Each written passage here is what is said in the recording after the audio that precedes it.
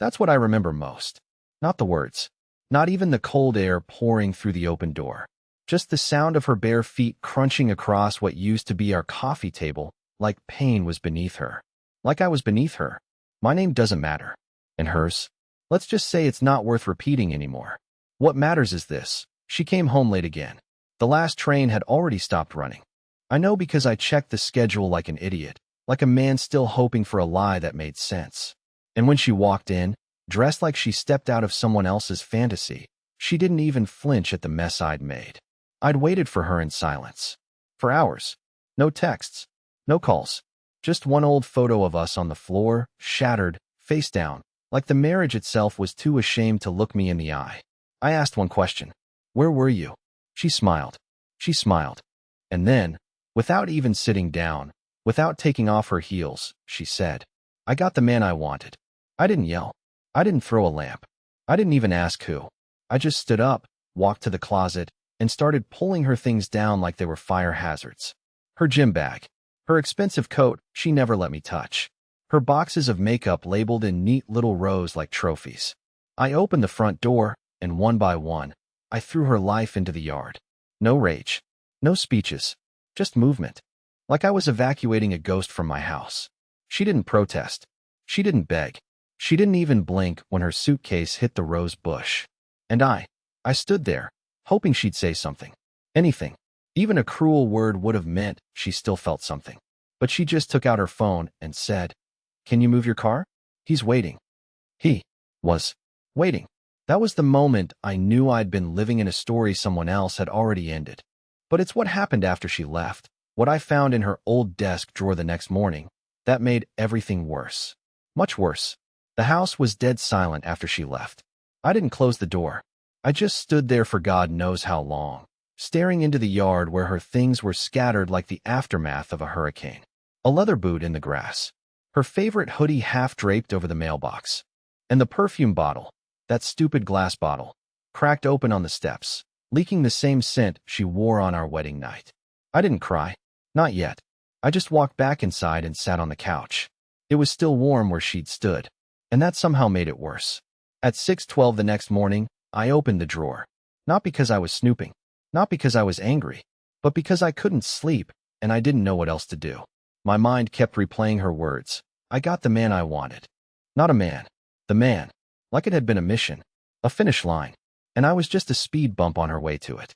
Inside the drawer were receipts. Dozens of them. Neatly folded, sorted by month. Coffee shops, hotel bars, two-room suites, Ubers from addresses I'd never seen before. One of the Lyft receipts was from the same day she told me she was at a wellness retreat with her sister. But there was one envelope that didn't match the others. No branding. No receipt. Just a plain white envelope, sealed, with my name written on the front in her handwriting. I almost didn't open it. My hand hovered there for a good minute, shaking like I'd found a bomb and didn't know which wire to cut. Eventually, curiosity overpowered self-preservation. Inside was a single sheet of paper. No greeting. No explanation. Just this. I warned you not to be boring. That's it. No signature. No apology.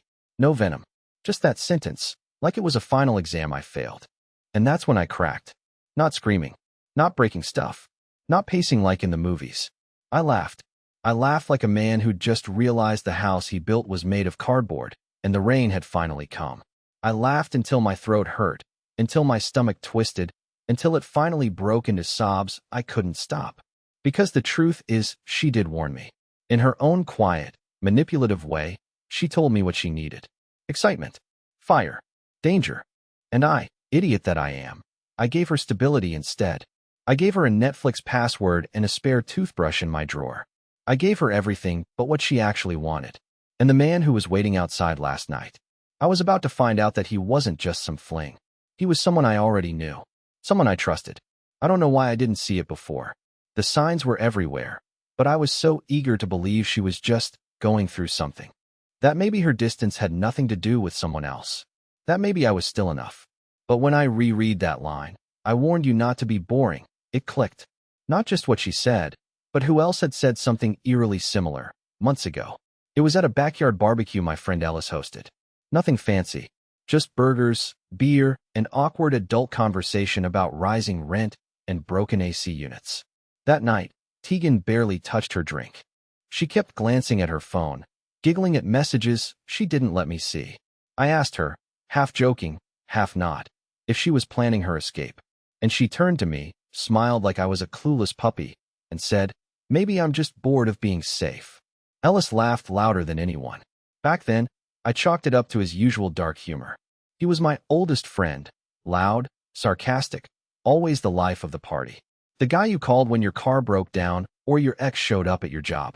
He was a little too charming for his own good, but harmless, I thought. Until I checked the addresses on the rideshare receipts again. One of the pickup locations? Ellis's condo. Twice. Once at midnight on a Tuesday. Once at 6 a.m. on a Sunday morning. My stomach turned cold. I wanted to throw up, but nothing came. I texted him, just something dumb like, "You up?"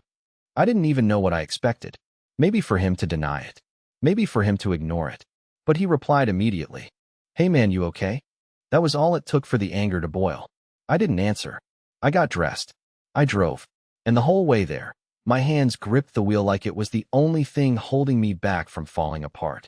He opened the door in sweatpants, looking like he hadn't slept, and when he saw me, he didn't look surprised. Not even guilty. Just tired. And that's when I knew. He didn't have to say a word. It was written all over him. The avoidance. The half-hug. The eyes that wouldn't meet mine. The betrayal that had been rotting under my nose for months, maybe longer. I asked him how long. He didn't answer right away. Just stepped aside, like he was inviting me into my own funeral. And then he said it. Almost a year. A year. 365 days. While I was building her a bookshelf by hand. While I was defending her to my family. While I was planning our 5th anniversary weekend in Vermont. She was with him. Not a stranger. Not a coworker. But Ellis. My best friend since college. The guy who helped me move. The guy who gave a toast at our wedding. And that's not even the worst part. Because what he told me next broke something in me I don't think will ever heal. He could have lied. He could have told me it was a mistake, a drunken accident, something stupid and meaningless. But Ellis didn't sugarcoat it. He didn't even look sorry. He just stood there in his living room, where I'd watched the Super Bowl last February, where we'd played cards and talked about our dreams like we were still in college, and told me something I'll never unhear. "She never loved you the way you thought she did, man." She told me that. I blinked. I didn't even know what to say. It felt like he'd punched me in the chest with a sentence. "She said you were safe," he continued, like he was justifying it now. "That you were a soft place to land after the guy before you wrecked her emotionally. But even back then, she was already looking past you." I was shaking. Every word he said sounded like it was coming from underwater. My ears were ringing. I had to grip the back of his stupid IKEA chair to stay upright. "Then why marry me?" I asked. "Why go through all of it?" He shrugged. A shrug. Like the answer didn't matter. "Because you made sense on paper. You worshipped her. You let her control everything. And she thought that would be enough. But I guess not." I wanted to hit him. I really did. My fists clenched without my permission. But the sadness in me was heavier than the rage. I just kept picturing her, Tegan, sitting in this same room, laughing with him, maybe planning what they'd do when I finally figured it out. He offered me a beer. I didn't respond. I just turned around and walked out. The drive home was a blur. I don't even remember the traffic lights. I just remember thinking, how many lies had I swallowed without tasting them? How long had I been the only one fighting for a marriage already pronounced dead? When I got home, I sat in the driveway for almost an hour. I didn't have the energy to walk inside. Every room would feel haunted now. Every drawer, every chair, every blanket on the couch, all infected. I finally went inside and did something I never thought I'd do. I opened her laptop. I still knew the password. Her childhood cat's name and our wedding date. Pathetic, right? I clicked on her email, her social media, and then I opened a folder on the desktop that was named Work Projects. Hidden inside were screenshots, dozens of them. Messages between her and Ellis, going back more than a year. They weren't just about flirting or sneaking around. They were planning a life together. She wrote things like, "I think he suspects, but he won't leave. He needs me more than I need him." Or, "If I walk out now, I want to make sure the apartment is in my name. He'll get over it." And the one that broke me the most? I don't feel guilty. He's more like a placeholder. A soft background character in my story. A placeholder. That's all I ever was to her. And for the first time in days, I didn't cry. I started planning. Because if I was just a background character to her, then she had no idea what I was capable of when the script flipped. I didn't sleep that night. Not because of the heartbreak. That part had already gone numb. But because my brain wouldn't stop running. It was like someone had flipped a switch. Everything that had felt too heavy to carry just shifted. I stopped feeling small. I stopped begging for answers. Instead, I wanted clarity. I wanted control. I wanted revenge, but not the kind you see in movies. I didn't want to scream. I wanted silence. I wanted her to wonder when it would all fall apart. So I started with the lease. The apartment was in my name. Both names were on the mailbox, but the legal contract? Mine alone. I dug up the PDF, checked the fine print. She never bothered to update anything, assuming, like always, that I'd just roll over and keep the lights on. Then I moved to the bank accounts. We didn't share finances, but I knew how she operated. She hated clutter. Every password was stored in a secure note on her phone, and she'd emailed herself backups. Took me 10 minutes to get into her Venmo. 2 more to find the payments she'd been sending Ellis under dumb titles like parking reimbursements or coffee runs. Cute. Then came the part one didn't plan. Around 4 a.m., I got an email notification from our cloud drive. Shared folder activity. A new file added. Tegan was up, typing, editing something. I clicked the link. It was a breakup letter addressed to me. Like she was writing it with the intention of sending it when the dust settled. Maybe she thought she'd leave it in the kitchen next to her keys or email it from some airport terminal while I cried into her bathrobe. It started with, "I hope someday you'll understand." That line alone almost made me throw my laptop across the room. She talked about needing more. About feeling suffocated. About how she didn't cheat. Not really, because her heart had already left the marriage long before her body did. And then she said this. "Please be kind when you talk about me to others. You don't know my full story." That's when I knew I couldn't just let this fade quietly. So I took screenshots. Every message. Every calendar event with Ellis's name on it. Every hotel confirmation, disguised as business trips. Every message where she described me as if I were a coat she couldn't wait to take off. And then I did something petty. I printed them. All of them. Not for her. Not for Ellis. For her parents. Tegan always cared about image. Her family adored me. They thought we were the perfect couple. Her mom once told me, "You're the only man who ever made Tegan slow down and feel safe." I used to be proud of that. Now it just made me sick. I slid the printouts into a manila envelope, wrote, "For your daughter's scrapbook," on the front, and dropped it in their mailbox just after sunrise. I didn't leave my name. I didn't need to. The evidence spoke louder than I ever could. And then, finally, I packed up her last few things. The necklace her sister gave her. Her yoga mat. The lipstick she never wore around me. I left it all on the porch with a single note. "No need to come inside. You got the man you wanted." But the story wasn't over. Because what I didn't know was that Ellis wasn't her only secret. There was someone else. Someone who was about to reach out to me and tell me the part of her past she never wanted anyone to know. I thought I was done with surprises. I thought everything ugly had already risen to the surface. But betrayal has layers, and Tegan wasn't finished with me, not even after she walked out. 2 days after I sent the envelope to her parents, I got a message on Facebook. From a name I didn't recognize. No mutual friends. Just 3 words. "We need to talk." Normally I'd ignore something like that. Spam, scam, troll, who knows? But curiosity has a voice, and mine was screaming. So I clicked. Her name was Hadley. Profile set to private. No profile picture, just a gray silhouette. But the message that followed made my blood run cold. "I knew Tegan before you. Before Ellis too. We lived together once, not as roommates. As a couple." I stared at the screen, rereading the sentence. My brain couldn't catch up. Hadley? A woman? A relationship? I typed back, cautiously. "What exactly are you saying?" What followed was a 20-minute wait that felt like hours. Then a wall of text hit my inbox, each line heavier than the last. According to Hadley, she and Tegan had dated for over a year. It wasn't public. Tegan was still figuring herself out, she said. But they were serious. Lived together in Oregon. Took a trip to Vancouver. Talked about kids, even marriage. And then one day, Tegan disappeared. Packed a bag, left a note, blocked Hadley on everything, and vanished. The note? "I need something different. I'm not meant for normal." That was 5 years ago. Hadley never got closure. Never even found out where Tegan went. Until a few weeks ago, when a mutual friend tagged her in a wedding photo from 3 years ago. My wedding. To Tegan. I recognized her immediately, Hadley wrote. She changed her name slightly, shortened her last name, moved cities. But I knew. I just didn't know how to reach you. I figured if I waited, she'd eventually burn it down again. And she had. I didn't know what to do with this information. Was it even real? Could I trust this stranger? But she sent pictures. Old ones. A beach selfie, concert wristbands, a shot of Tegan asleep on Hadley's shoulder with a coffee cup still in her hand. Same smile. Same necklace. Same Tegan. Except it wasn't. Not to me anymore. Now she was a stranger wearing my wife's face. I sat with this new truth for hours. My body felt like it was vibrating, like reality itself had gone off kilter. She had a whole other life. One she buried before me. One she never mentioned, not even once. And suddenly, everything made more sense, and somehow, less. The emotional distance. The need to be adored. The endless reinventions. Tegan didn't just cheat. Tegan escaped. From everyone. From everything.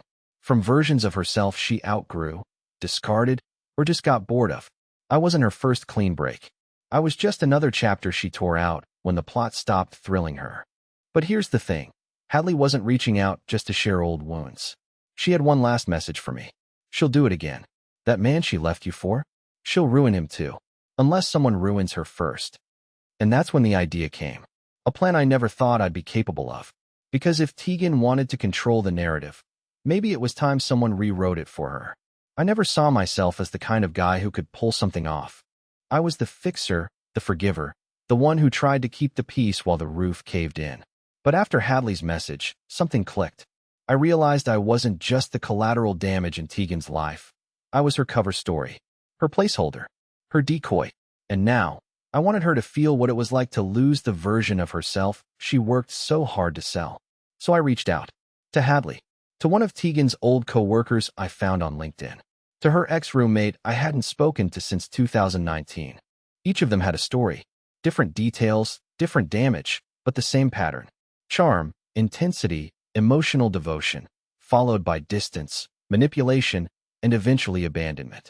Tegan didn't break hearts.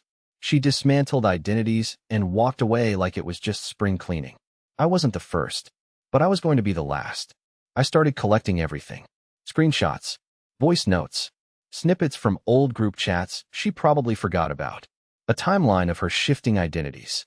The woman she was with Hadley, the one she was with me, and the one she became with Ellis. Then I started a blog. Not a rage-filled expose. Not a name-and-shame tirade. It was quiet. Anonymous. A series of stories told in the voice of someone recovering from a relationship with a chameleon. I disguised the names. I changed the cities. But I left the details unmistakable. Just enough for those who knew her, truly knew her, to recognize the mask she wore. And it spread. Not viral. Not explosive. But organically. People shared it. Commented.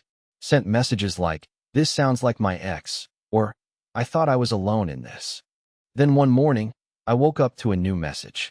From Ellis. Just 2 words. "You win." I didn't even know what he meant at first.